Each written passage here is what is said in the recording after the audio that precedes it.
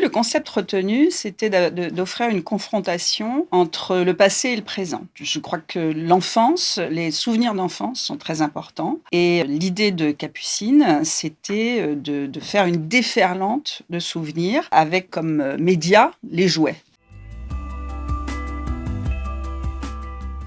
Bienvenue sur La Traversée sonore qui vous fait découvrir les artistes de l'exposition Dialogie de l'éclaircie à l'horizon qui recouvre actuellement une partie du premier étage de la traverse à Vannes. Dans ce 20e épisode, nous allons à la rencontre de l'IFAT. Je suis Béatrice Badel, je suis directrice de l'IFAT, qui est une école d'architecture intérieure, une école supérieure privée. En 5 ans, on accueille autour de 120-130 étudiants en tout. Ils sont formés pour être les futurs architectes d'intérieur et maîtres d'œuvre. Moi, je suis Johan Rochetos, professeur de volume et responsable de l'atelier. Et j'accompagne les étudiants de la première jusqu'à la troisième année pour développer un petit peu le processus créatif au travers de différents matériaux comme le carton, le papier, fil de fer, etc. On a fait un concours au sein de l'école, dans une classe, et ils étaient 24. On a sélectionné à la suite de leur proposition 6 projets. Et puis avec les responsables de la traverse, on a décidé d'en sélectionner un. C'est Capucine Menuet qui a eu l'idée de ce projet que nous avons mis en place. L'idée retenue, le concept retenu, c'était d'offrir une confrontation entre le passé et le présent. Et je crois que l'enfance, les souvenirs d'enfance sont très importants. Et l'idée de Capucine, c'était de faire une déferlante de souvenirs avec comme média les jouets. On a peaufiné forcément le projet au fur et à mesure de l'installation, c'est-à-dire que par rapport à ce qu'elle avait prévu, on a rajouté des éléments forts comme la cabane, on a rajouté des éléments forts comme la balançoire. Le but, c'était de donner une sensation de déferlante et de vague, comme une vague de souvenirs, que le spectateur puisse être un peu submergé par les objets et par les émotions que ça provoque. Quand on regarde, quand on est à l'intérieur de la pièce, à chaque fois que notre regard se pose sur un objet, on se dit « Ah, ça, rappelle-toi, c'était le jeu qu'on avait. Ah, regarde, voilà Dark Vador, voilà Superman. » Mais on a décidé de tout peindre en blanc pour pouvoir éliminer toute notion de couleur, comme quand les souvenirs s'effacent un peu et qu'on garde des sensations, des impressions, Des bribes un petit peu du passé, mais des souvenirs un peu qui à chaque fois effectivement s'effacent et on se souvient surtout des formes, mais pas forcément toujours d'une couleur spécifique. Mais par contre, le seul jouet qu'on a décidé de garder en couleur, qui est un peu un jouet un peu intemporel, intergénérationnel, ça sera du coup Sophie la girafe. Le but, c'était... je pense que c'est une pièce qui peut aussi procurer à la fois du plaisir, parce qu'on a plaisir à retrouver ses souvenirs d'enfance, et en même temps, il y a de la nostalgie, forcément. Et le fait d'utiliser le mot tsunami, qui est quand même quelque chose qui évoque une catastrophe et vraiment quelque chose qui vient vous submerger, était trop fort. Et l'idée de faire Mimi, c'est forcément parce qu'on voulait aussi radoucir les choses. C'est-à-dire que c'est un tsunami d'émotions, de souvenirs, de sensations, mais c'est quand même un tsunami qui est mimi, parce que c'est des jouets et c'est l'enfance. Ils ont aidé au départ à la structure, ils ont peint les objets. La salle. Dans la salle, ils ont installé, et nous, forcément, après, quand on a 24 étudiants pour travailler, c'est trop dans une salle comme ça. Donc, en fait, il a fallu que nous, on s'y colle à deux, et surtout Johan, d'ailleurs, c'est lui qui a été le plus actif dans cette salle. Trop nombreux, c'est quand même de la délicatesse d'installer tous ces objets, mais ils nous ont aidés quand même dans toute la partie, tout le processus au départ de construction. Toute la préparation. C'est une confrontation entre le passé et le présent. C'est-à-dire qu'on a cette déferlante qui nous submerge et à l'instant T, ça fait ressurgir des souvenirs qui peuvent être très très précis pour chacun, pas les mêmes pour chacun. Tout le monde n'a pas construit de cabane, tout le monde n'a pas joué avec Dark Vador ou avec Barbie, etc. Et c'est cette espèce de confrontation entre le passé et le présent et l'individualité et en même temps l'universalité. C'est-à-dire que tous ces objets, en accumulation, créent chez chacun un souvenir. C'était ça qui était important, c'était cette confrontation à un instant T. C'est très figé. La difficulté pour nous, c'était d'arriver à créer du mouvement alors que c'était très figé. Et c'est un peu le principe de la mémoire, c'est-à-dire qu'on peut être par moments complètement submergé par des souvenirs et puis se rappeler de rien aussi. Et c'était un peu cette dualité-là, cette confrontation passé, présent, et puis l'instant T, ce qu'on ressent à un moment. Et quand on est dans la pièce, on se tourne, on peut regarder à 180 et il y a des moments qui sont évocateurs, d'autres pas. Il y a un truc qui se passe, chacun a cette dualité dans ses souvenirs. C'était vraiment pour évoquer le fait que les souvenirs s'estompent. On n'avait pas envie de charger en couleurs. D'abord parce que nous, on est architecte d'intérieur aussi et que la confrontation à un espace donné, il se passe quelque chose quand on est en monochromie. On aurait pu décider de tout faire en rouge, on aurait pu décider de tout faire en vert.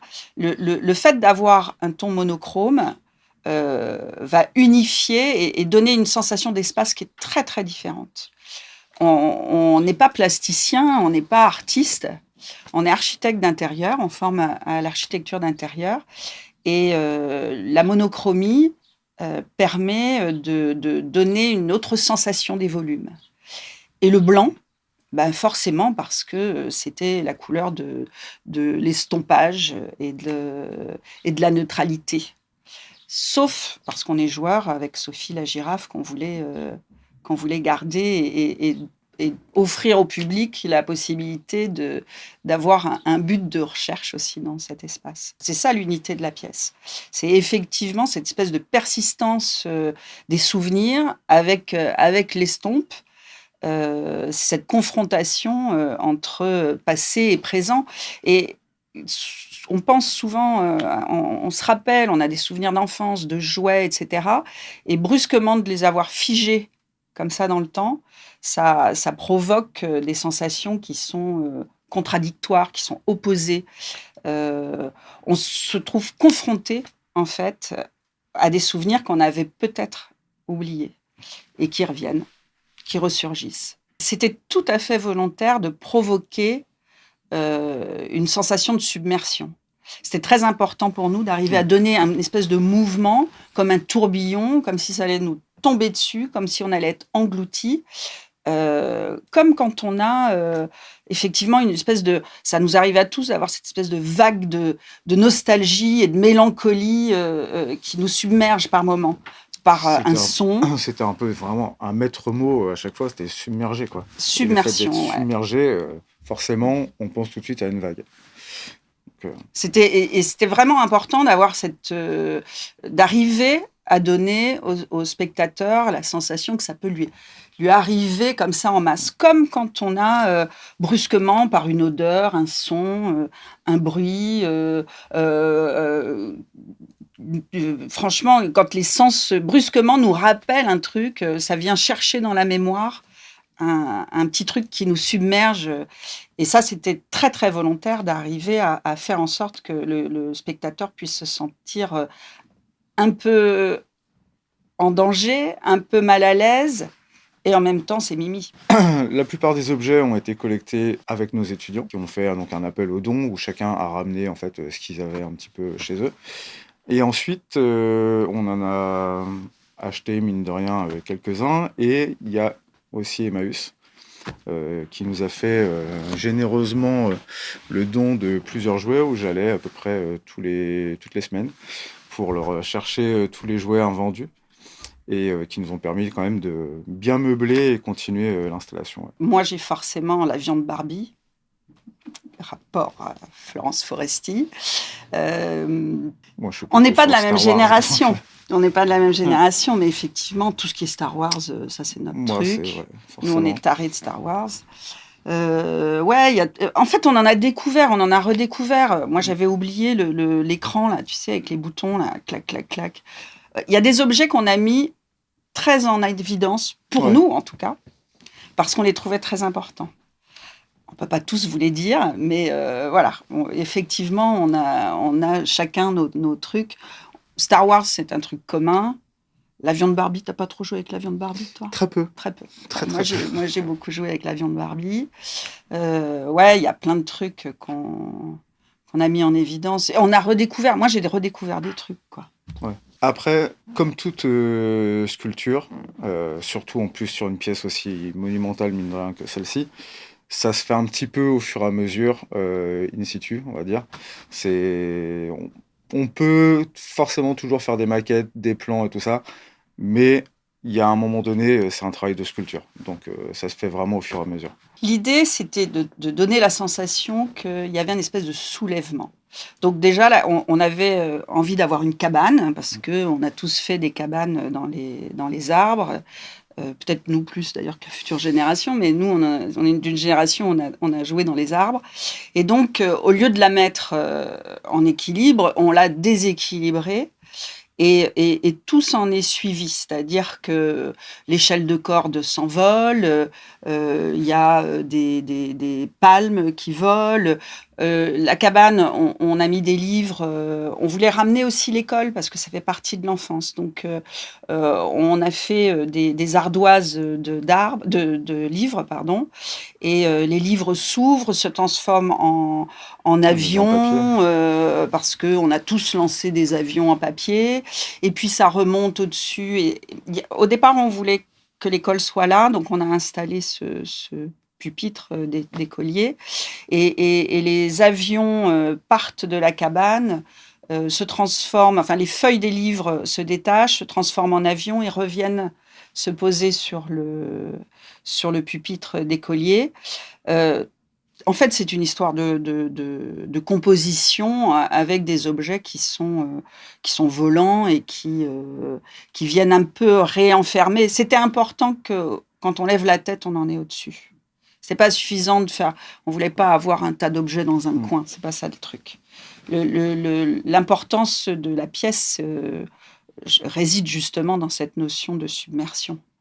Et donc, oui, il fallait que ça aille au plafond, que ça retombe. Et en même temps, c'était pas une caverne. Si on en avait mis partout, on était dans une caverne. Là, on voulait donner ce mouvement, Tsuna, Mimi. Mimi. Non, les contraintes techniques, forcément, n'ont pas été si simples que ça, puisque bah, déjà, en fait, on est soumis avec une multitude de jouets de différentes tailles, de différents poids, différentes matières, qu'il faut réussir à fixer à la structure, enfin, au plafond, au mur et ainsi de suite. Et puis, réussir à les solidariser entre eux. Il y a eu beaucoup de poids, mine de rien. Donc c'est vrai que là, les contraintes, on pensait qu'elles auraient été un peu différentes, mais bon, après, On ça n'avait fait pas partie du challenge. mesuré cette accumulation aussi importante, le poids des objets, le poids de la peinture, qu'on n'avait pas mesuré non plus. Et on a eu quelques déboires. Mais on s'en est sortis, hein, mon Oui, petit Jo. voilà. Un objet qui a ses teintes d'origine va évoquer forcément quelque chose de différent. À partir du moment où tout passe en blanc, il se crée des ombres, des lumières qu'on ne distingue pas forcément quand il est en couleur. Et même presque la matière aussi disparaît. On ne sait même plus si c'est du bois, du plastique, peu importe. Et c'est vrai que du coup, ça crée une sorte d'atmosphère un peu aseptisée qui amène un regard vraiment différent sur l'objet et les objets après agglomérés. À dire vrai, déjà quand on a mis... La première chose qu'on a installée, c'est la cabane. Et quand on a eu ce mouvement de cabane déséquilibrée, là, on a pigé que ça allait être... que ça pouvait être vachement bien. Oh, les mollets. Le boulard. On a choisi à la Traverse la même pièce que celle que l'on avait investie pour Dédale, un peu par superstition. Très légèrement. Et puis parce que on ne savait pas ce que les autres allaient faire, mais à Dédale, on clôturait un peu la visite et face à tous ces plasticiens renommés, émérites, on avait quelque chose qui était un peu particulier, qui jouait énormément sur l'espace et justement la perception de l'espace. Et on se positionnait de la même manière cette fois-ci. Et puis un peu par superstition, parce qu'on avait eu des bons retours sur cette première salle à Dédale et qu'on s'était dit, faut reprendre la même. On a envie que le spectateur rentre dans une œuvre et en même temps qui vive des sensations tout en rentrant là-dedans. Donc c'est un peu vraiment un mélange de tout ça. On a envie qu'il traverse cette pièce et en même temps qu'il soit traversé par des émotions, tout ça, tout en vivant l'expérience. Donc je pense que c'est un peu des deux quand même. Tu as la sensation que c'est une œuvre, toi ? Je trouve que plus ça va, plus je trouve que c'est vraiment une œuvre à part entière. Moi, comme je suis vraiment archi d'intérieur, je n'arrive pas à me positionner en tant que plasticien. Tu vois, ouais, je suis plus après, moi, dans l'architecture d'intérieur. Aussi, mais... Donc moi, c'est plus l'espace, quoi. C'est plus faire en sorte que le spectateur soit bouleversé par l'espace. Et c'est vrai que maintenant que tu le dis, c'est peut-être une œuvre aussi. Hein. Forcément, en traversant tout ça, je pense que l'œuvre agit après sur les émotions, quoi. Bien sûr. Je pense qu'en fait, c'est des choses qu'on ne peut pas vraiment trop prévoir. Et comme on parlait tout à l'heure de ce qui s'était passé pour Dédale à l'époque, on avait cette installation et le fait que il y ait toutes ces fleurs qui descendaient, tout ça, on avait une sorte d'installation un peu brumeuse qui s'était créée. Et là, je pense qu'on a un petit peu la même sensation, c'est-à-dire qu'on a au premier abord en fait toute l'installation qui est là. Et je pense que les sensations en fait se font au fur et à mesure de chaque spectateur, mais il n'y a pas une volonté particulière à créer des sensations. Moi, je crois que toute émotion est physique. Oui. Il se passe forcément, quand tu es happé par quelque chose, ça crée forcément physiquement et émotionnellement, les deux vont de pair, quoi. Et forcément, le but quand même, c'était d'avoir quelque chose qui crée chez le spectateur une émotion, j'allais dire intellectuelle, mais forcément liée à une émotion physique. Moi, j'aime bien l'idée, je ne sais pas si c'est arrivé, je ne sais pas encore quels sont les retours, à dire vrai. Est-ce que les gens se sentent mal à l'aise ou est-ce que les gens se sentent émus ou est-ce qu'ils trouvent ça réjouissant ? Je ne sais pas encore. Je ne sais pas encore. Moi, en tout cas, en l'ayant fait, je me sens... je trouve ça réjouissant. Mais je pense que c'est pour ça aussi la dualité Tsuna-Mimi. C'est-à-dire qu'on n'avait pas envie de mettre les gens mal à l'aise. Non. Ce n'était pas notre but. Mais je peux imaginer que des gens se sentent un peu trop submergés, émotionnellement et physiquement, parce que ça nous retombe quand même dessus.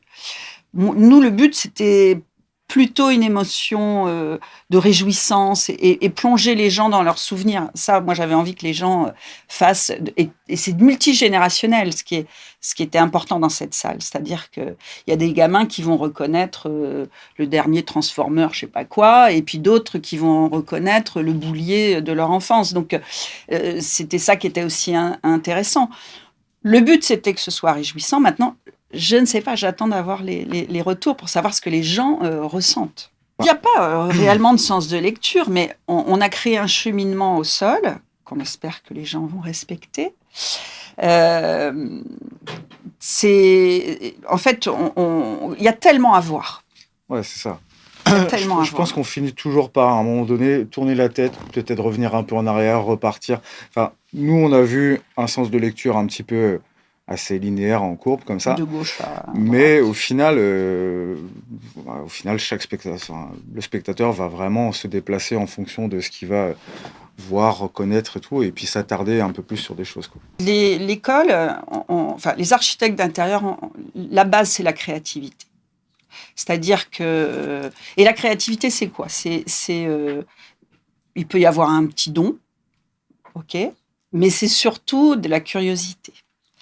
C'est surtout faire travailler la curiosité et se servir de ce qui existe déjà pour pouvoir rebondir et créer autre chose.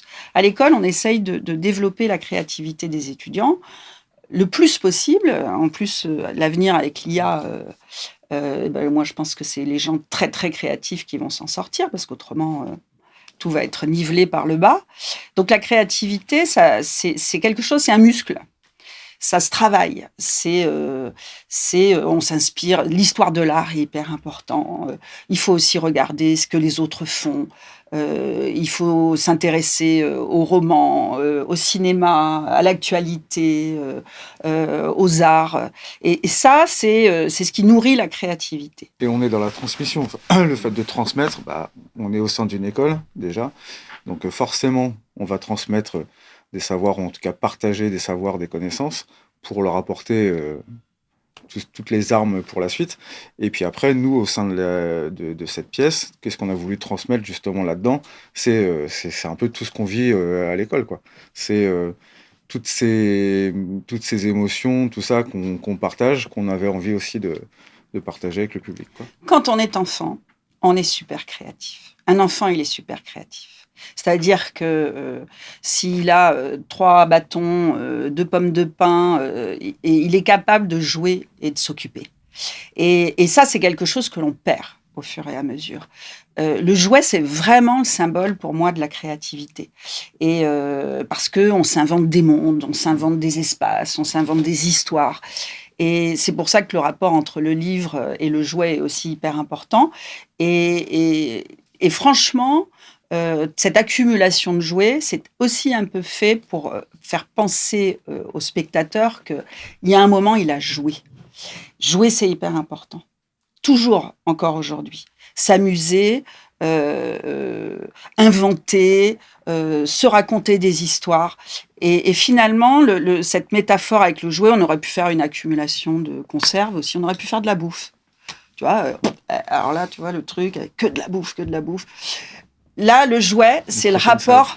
Ouais, prochaine salle. C'est le rapport à l'enfance. Et il ne faut pas oublier qu'il faut s'amuser. On est dans des périodes difficiles. Je pense que ça peut faire du bien aux spectateurs de se retrouver plongé avec le jeu. Et c'est pour ça qu'on a rajouté Sophie la girafe aussi. Moi, je crois que les créatifs, ils ont une part d'enfance. Que ce soit dans la musique, dans le cinéma, dans la sculpture, dans la peinture. Les créatifs, ils ont une part d'enfance. Même j'allais dire, les entrepreneurs, il y a une part d'enfance. Et c'est des choses qu'il faudrait que tout le monde puisse garder. On n'a pas tous la chance de pouvoir garder une âme d'enfant, mais c'est quand même le truc hyper important. Ça permet de soulager le monde. Ça permet de supporter la vie, de garder un peu d'âme d'enfance. C'est hyper important. C'est le but, en fait. C'est le but, c'est que chacun regarde, observe et se dise tiens, oh là là, regarde, il y a ça. Oh, ça me rappelle ce truc-là. Ça me rappelle la cabane de... regarde le vélo, on dirait notre petit-fils qui laisse son vélo en vrac. Les bottes, les petites bottes... c'est vrai que quand on rentre de la plage et tout, les bottes sont en vrac. Ouais, moi, c'est hyper important que chacun puisse évoquer. Et puis, je pense qu'on ressent, en regardant les choses, on se chope des choses et on dit à son voisin « Ah, tu te rappelles, on avait ça. Oh, regarde ce truc-là, on en avait un chez nous. » Ouais, moi, je trouve que ça, c'est hyper important. Sophie la girafe, c'est le jouet que, je pense, sur toutes les générations, tout le monde a eu ou a vu, en tout cas, chez quelqu'un. Et je pense que tout le monde l'a eu, à mon avis, Sophie la girafe. Et c'est tellement le petit jouet intemporel que forcément, c'est pour ça qu'on a aussi gardé les couleurs de Sophie et qu'on a retrouvé sur ce chemin au sol.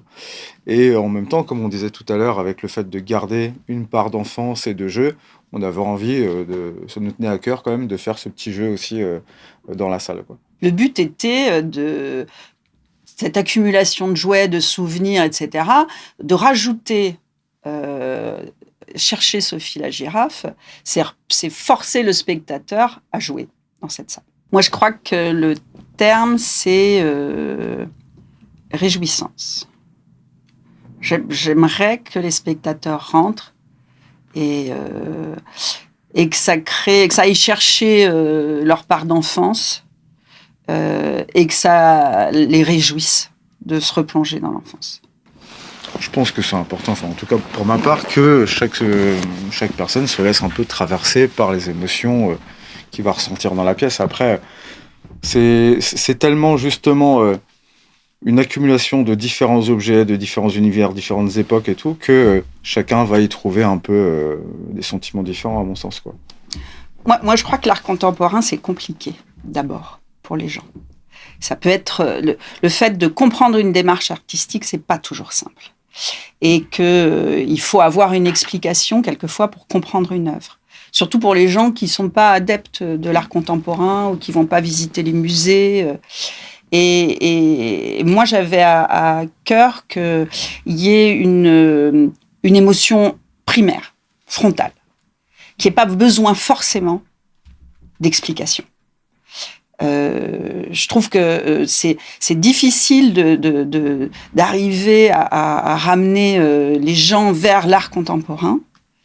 Et la traverse est là pour ça, justement. C'est faire en sorte que les gens qui ne peuvent pas aller dans les musées ou qui n'ont pas l'idée puissent se confronter à des grands artistes et à des émotions différentes, avec des explications, etc. Et c'est là que moi je reviens au principe d'architecte d'intérieur. C'est nous, on avait un message derrière. On voulait qu'il se passe quelque chose. On voulait réjouir les gens. On voulait... Mais je pense que même quand on n'est pas adepte de l'art contemporain, dans notre salle, je ne peux pas imaginer que quelqu'un ne ressente pas quelque chose. Parce que c'est assez... c'est frontal. Alors, du mal-être, du bien-être, de la réjouissance, de l'inquiétude, de la mélancolie, je ne sais pas. Mais je pense que c'est une pièce qui peut frontalement créer des émotions chez les gens, sans qu'il y ait besoin forcément d'une explication un peu compliquée. Et c'était un peu le but aussi. Je pense qu'ils avaient imaginé quelque chose et qu'on est allé au-delà de ce qu'ils avaient imaginé. Bien au-delà de ce qu'ils avaient imaginé. Je pense que ça leur permet de comprendre que quand on a un but, on peut l'atteindre. Que ça demande du travail, de la persévérance, des échecs et de recommencer. Et je pense que entre ce qu'ils avaient imaginé et ce qu'on a fini par faire, ils ont vu qu'il y avait un delta qui était important et que pour eux, c'est forcément... on a une idée, mais cette idée... c'est de la créativité, mais cette idée, elle peut être améliorée à force de travail et elle peut être sublimée. Et qu'on ne s'arrête pas à un premier jet, il faut alimenter. Forcément, de créer des espaces avec des partis pris forts d'investissement par des objets. Dédale, c'était des fleurs. Dédale, on avait complètement une perte de notion d'espace par le fait qu'on avait enlevé tous les angles, par la lumière, par le son. L'éclairage était hyper important. Ça, c'est un travail d'archi d'intérieur, c'est-à-dire que et d'éclairagiste. On peut arriver à modifier, c'est de la scénographie. On arrive à modifier les espaces rien qu'avec la lumière. Et quand on y rajoute des objets, bien sûr que ça évolue. Mais la pièce n'aurait pas été du tout la même si les objets avaient été en couleur. Pas du tout. c'est clair qu'il y aurait eu peut-être une sensation d'écrasement encore plus importante. Et c'était pas ce qu'on avait envie de faire. Nous, on avait envie que les spectateurs se sentent quand même bien et pas engloutis. On a appris comme les étudiants, hein, c'est que... On apprend tout le temps, de toute façon, à France. Enfin, il y a encore une fois, comme on disait tout à l'heure, entre l'idée qu'on a au départ et puis la conception qu'on se fait dans notre tête jusqu'à après la réalisation, il y a des fois un petit gap à réussir à passer. Et après, oui, forcément, il y a toujours des petits échecs, des ratés. Mais c'est ce qui fait aussi la force d'un projet, je pense, quoi. C'est savoir rebondir pour réussir à aller jusqu'à l'objectif qu'on s'était fixé, quoi. On a cherché un son à mettre. Il y avait déjà, dans la première salle à Dédale, on avait choisi le clair de lune de Chopin, Debussy, pardon. Et là, on s'est dit que c'était important de ramener des rires et des jeux. Et on a voulu mettre on a voulu mettre du son qui soit pas une cour de récréation parce que c'est très bruyant, ça crie, ça s'engueule. On voulait 3-4 gamins qui jouaient juste pour replonger encore un peu dans les souvenirs d'enfance. Encore une fois, hein, je pense que la lumière, le son, les volumes, c'est hyper important dans une pièce. Et c'était important d'avoir ce son qui est un peu en arrière-plan. Là, on sent que ça joue, quoi. Ça joue. Et moi, j'aimerais savoir ce que les spectateurs en pensent. Je ne sais absolument pas. Est-ce qu'on a créé du plaisir, de l'inquiétude, de la mélancolie? Est-ce que le plaisir peut être teinté de mélancolie aussi? Oh, nous, on a pris beaucoup de plaisir à le faire. Nous, on a pris du plaisir. En tout cas, on s'est bien marré. On s'est bien marré. Voilà. Tu vois, moi, j'aurais voulu pouvoir enregistrer les enfants. Il y a un truc que je voulais, c'était 1, 2, 3, soleil. Le truc, on a trouvé plein de sons de cours de récré, mais c'est toujours violent. C'est bruyant. T'as souvent le bruit des voitures. Ils sont trop nombreux. Ils crient. Et là, je voulais pas rajouter du cri. Il faut que ce soit un peu dans l'intimité. Je veux que les gens se replongent quand ils sont avec des cousins, tu vois, mais pas quand ils sont avec plein de gamins et tout.